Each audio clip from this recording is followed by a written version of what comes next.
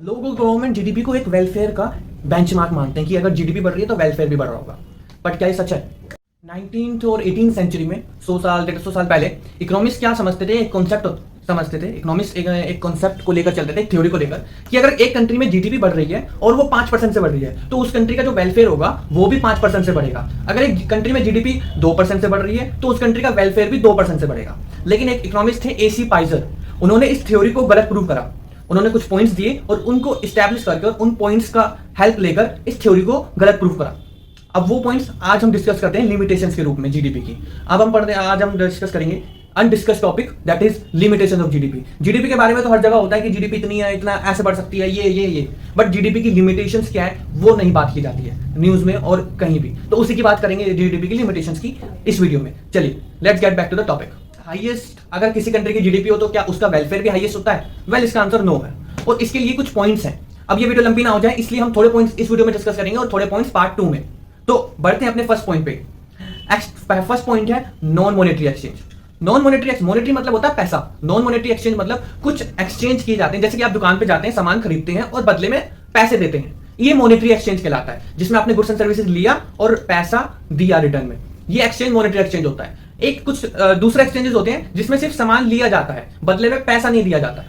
For example, मान लीजिए एक टीचर है, वो अपने स्टूडेंट को पढ़ा रहा है स्कूल में या ट्यूशन में, तो वो उनको पढ़ा रहा है, एजुकेशन दे रहा है और बदले में वो उनसे फीस लेगा। ये मॉनेटरी एक्सचेंज हुआ। और जीडीपी सारे सिर्फ और सिर्फ मॉनेटरी एक्सचेंज को रिकॉर्ड करता है। मैंने आपको बताया हुआ है लास्ट वीडियो में जीडीपी को कैसे कैलकुलेट करते हैं। तो जीडीपी जब कैलकुलेट होगी तो वो मॉनेटरी एक्सचेंज ही लेती है, जिसमें हम पैसे को एक्सचेंज कर रहे हैं और जिसमें कुछ नंबर, वो न्यूमेरिकली एक्सप्रेस्ड है, जिसमें कुछ नंबर है, 100 रुपए, 10,000, 5,000।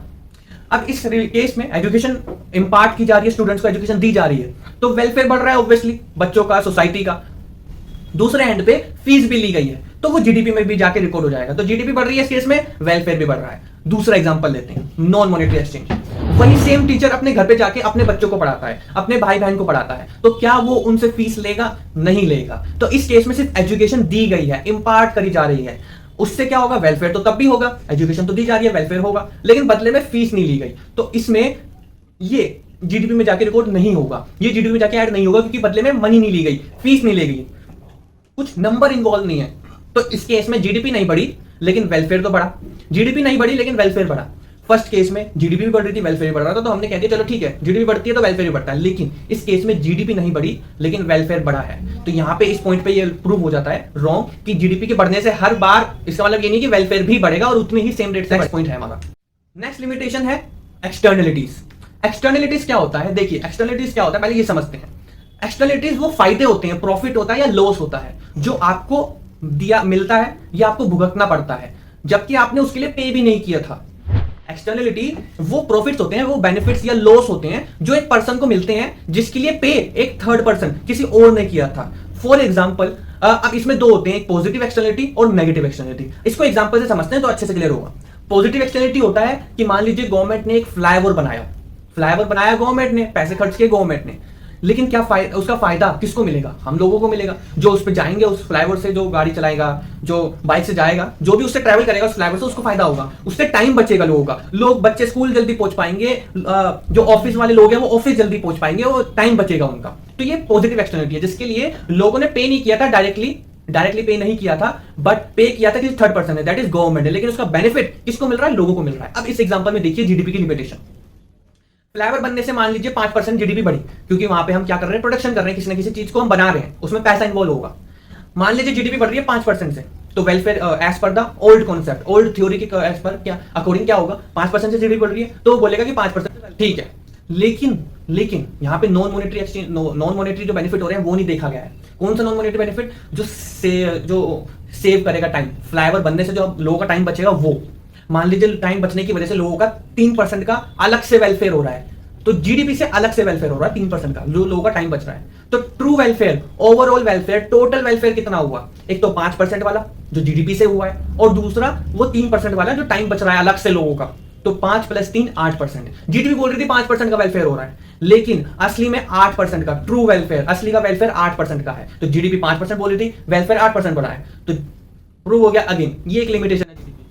दूसरा होता है नेगेटिव एक्सटर्नलिटी। नेगेटिव एक्सटर्नलिटी का आप एग्जांपल ले सकते हैं हम। नेगेटिव एक्सटर्नलिटी जैसे कि स्टील प्लांट बनाया, स्टील प्लांट लगने से प्रोडक्शन होगी गुड्स एंड सर्विसेज की, उससे मान लीजिए जीडीपी बढ़ रही है 5% से, जीडीपी 5% बढ़ रही है, तो जो पुराना थ्योरी होगी वो बोलेगा 5% से जीडीपी बढ़ रही है तो वेलफेयर भी 5% से बढ़ रहा है। लेकिन प्लांट के बनने के बाद जो उससे पोल्यूशन क्रिएट होगा, आसपास के लोगों की हेल्थ खराब होगी, उनको मास्क पहनना पड़ेगा, उनकी हेल्थ खराब होगी, उनको रेस्पिरेटरी प्रॉब्लम्स होंगी, उसका क्या? मान लीजिए उससे 2% का लोगों का वेलफेयर कम हो रहा है, लोगों को नुकसान हो रहा है, नेगेटिव इंपैक्ट पड़ रहा है लोगों की हेल्थ पर 2% से, तो ओवरऑल ट्रू वेलफेयर कितना हो जाएगा? 5% जीडीपी वाला और 2% जो उनका नुकसान हो रहा है, 5% माइनस 2% 3%। असली में वेलफेयर 3% हो रहा है, जीडीपी बोल रही है वेलफेयर 5% है। True welfare according to the जो हम देख पा रहे हैं, असली में वेलफेयर 3% है।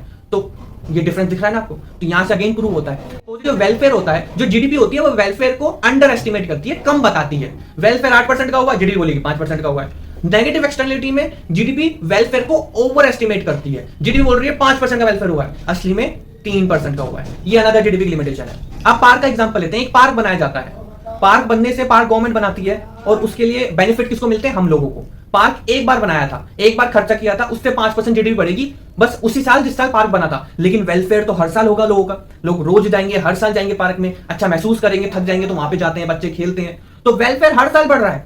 लेकिन जीडीपी सिर्फ एक ही साल में बताएगी कि 5% का जीडीपी बढ़ी है पार्क के बनने से।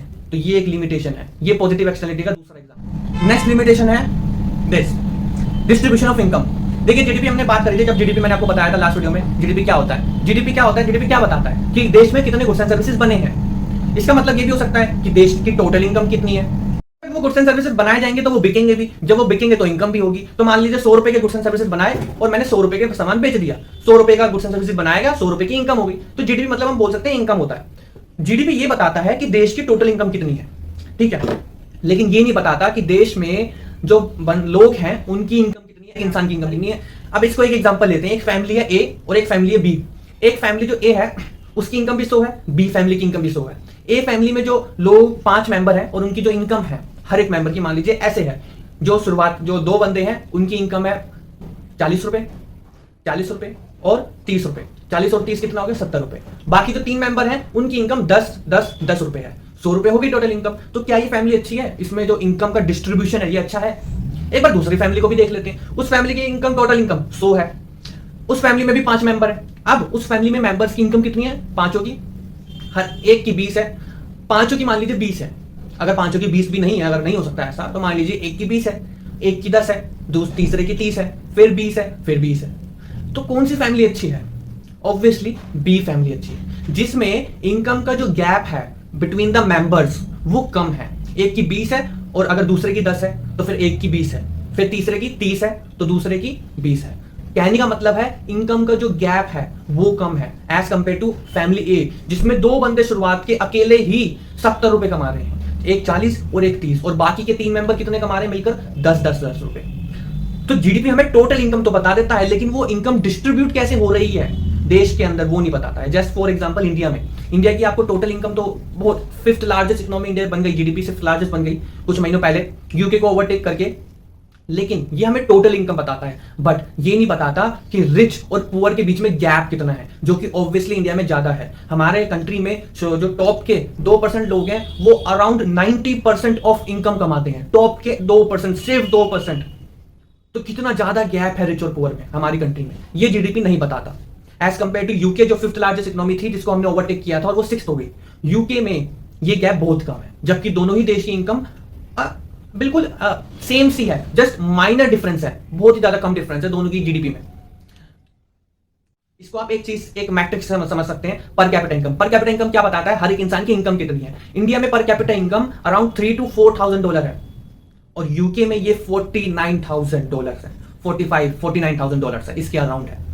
तो आप देख सकते हैं कि किसमें सबसे ज्यादा आपको कौन सी इकोनॉमी एफिशिएंट है, किसमें इनकम का डिस्ट्रीब्यूशन इक्वली नहीं, तो जो गैप है रिच और पुअर में वो कम होना चाहिए। हम ये नहीं कह रहे कि हर एक इंसान सेम इनकम अर्न करना चाहिए, बट जो सबसे रिच है कंट्री का और जो सबसे पुअर है उनके बीच में गैप कम होना चाहिए। ये पॉइंट है मैं नोट करने वाला। तो ये लिमिटेशन थी, लास्ट लिमिटेशन जो हम इस वीडियो में डिस्कस करेंगे। जो बाकी की लिमिटेशन है वो नेक्स्ट वीडियो में डिस्कस करेंगे पार्ट 2 में, वरना ये वीडियो बहुत बड़ी हो जाएगी।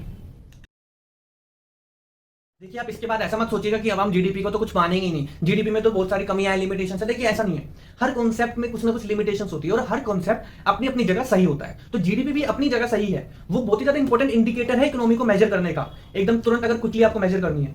बट हमें क्या करना है, बस जब हमको उसका यूज कर रहे हैं, उसको इंप्लीमेंट कर रहे हैं, उससे कुछ कंक्लूजन ड्रॉ कर रहे हैं, तो बस इन लिमिटेशंस को ध्यान में रखना है, क्योंकि ये बहुत ही ज्यादा कम बात होती है इनकी, क्योंकि जीडीपी जीडीपी सब जगह जीडीपी जीडीपी होता है, इनकी बात कम होती है। तो जीडीपी अपनी जगह इंपॉर्टेंस रखता है, वो एक इंपॉर्टेंट इंडिकेटर है इकोनॉमी को मेजर करने का। दूसरे हाथ पे जब आप आपको यूज करें तो बस इन लिमिटेशंस को ध्यान में रखें। Just that is what I want to say. GDP बिल्कुल बेकार कॉन्सेप्ट नहीं है, वो अपनी जगह इंपॉर्टेंस रखता है। हर एक कॉइन की दो साइड्स होती हैं, तो वैसे ही हर एक कॉन्सेप्ट में कमी भी होती है और वो इंपॉर्टेंट भी होता है। तो वही मैं आपसे कहना चाहूंगा। बट हाँ, बाकी लिमिटेशन हम नेक्स्ट वीडियो में डिस्कस करेंगे, और जीडीपी भी अपनी जगह कुछ ना कुछ इंपॉर्टेंस रखता है। खैर मेरा पर्पस था वो आपको बताना जो बाकी इस जगह डिस्कस नहीं होता है, न्यूज पे नहीं बताया जाता है, वही मैंने आपको यहाँ पे बताया है। बाकी अगर आपको वीडियो अच्छी लगी हो तो वीडियो को लाइक कीजिएगा, चैनल को सब्सक्राइब कीजिएगा, इसमें अपने फीडबैक अपने सजेशन जरूर बताइएगा। मिलते हैं पार्ट 2 में जीडीपी के डार्क साइड के साथ।